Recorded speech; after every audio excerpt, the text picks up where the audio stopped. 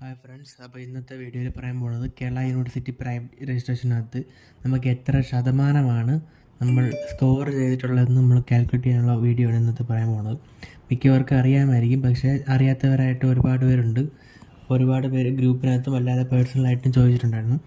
അപ്പോൾ അതിന് വേണ്ടിയിട്ട് ക്രിയേറ്റ് ചെയ്തൊരു വീഡിയോ ആണ്. അപ്പം എങ്ങനെയാണെന്ന് വെച്ചാൽ ആദ്യം നമ്മുടെ പ്രൊഫൈലിൽ ലോഗിൻ ചെയ്യുക. അതിൻ്റെ സൈഡിൽ നമുക്ക് റിസൾട്ട് എന്ന് പറഞ്ഞ ഓപ്ഷൻ കാണും. ആ റിസൾട്ട് ക്ലിക്ക് ചെയ്യുമ്പം ഏറ്റവും ലാസ്റ്റ് തേർഡ് ഇയറിൻ്റെ മാർക്ക് ലിസ്റ്റ് വേണം നമ്മൾ എടുക്കാൻ. അപ്പോൾ അതിനകത്ത് 1500 നമുക്ക് വരുന്ന മാർക്സ് എന്ന് പറയുന്നത്. അപ്പം പാർട്ട് 1ഉം പാർട്ട് 2ഉം പാർട്ട് 3യും കൂടെ ചേർന്നതാണ് ഫുൾ ബികോമിൻ്റെ പേപ്പേഴ്സ് എന്ന് പറയുന്നത്. പക്ഷേ ഇവിടെ കാൽക്കുലേറ്റ് ചെയ്യുമ്പം പാർട്ട് 3യുടെ മാത്രമേ കാൽക്കുലേറ്റ് ചെയ്യത്തുള്ളൂ. പാർട്ട് 1ഉം പാർട്ട് 2ൻ്റെ എടുക്കത്തില്ല. അതായത് ഇംഗ്ലീഷിൻ്റെയും മലയാളത്തിൻ്റെയും ഇവിടെ കാൽക്കുലേഷനകത്ത് വരത്തില്ല. അപ്പം 1500, അതായത് 15 സബ്ജക്റ്റിൻ്റെ 1500 എത്ര മാർക്ക് കിട്ടിയോ അതായിരിക്കും നമ്മൾ ആ പെർസെൻറ്റേജിന് കാൽക്കുലേറ്റ് എടുക്കുന്നത്. അപ്പം ഇപ്പോൾ ഒരു എക്സാമ്പിൾ പറയുകയാണെങ്കിൽ 800 മാർക്കാണ് നമുക്ക് ടോട്ടൽ കിട്ടിയിട്ടുണ്ടെങ്കിൽ 800 ഡിവൈഡ് ബൈ 1500 ഇൻറ്റു 100.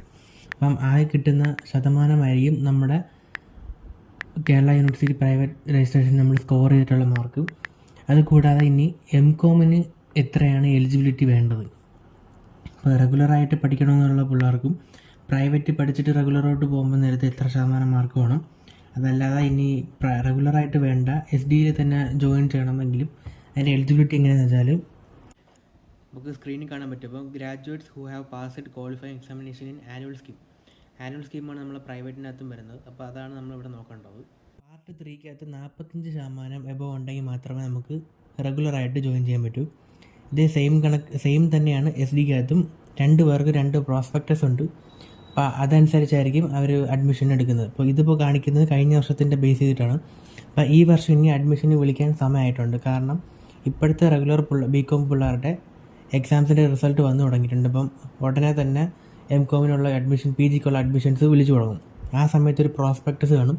അതിനകത്ത് എലിജിബിലിറ്റിക്കകത്ത് നോക്കുമ്പോൾ എംകോമിന് എത്ര ശതമാനമാണോ പറയുന്നത് അതായിരിക്കും നമുക്ക് കിട്ടുന്ന, അല്ലെങ്കിൽ നമുക്ക് ജോയിൻ ചെയ്യാനുള്ള എലിജിബിലിറ്റി പ്രോസസ്സ് എന്ന് പറയുന്നത്. അപ്പോൾ വീഡിയോ മനസ്സിലായെന്ന് തോന്നുന്നു. ഇനി മനസ്സിലായിട്ടില്ല എന്നുണ്ടെങ്കിൽ കമൻറ്റ് ചെയ്ത് നിങ്ങൾക്ക് ചോദിക്കാവുന്നതാണ്.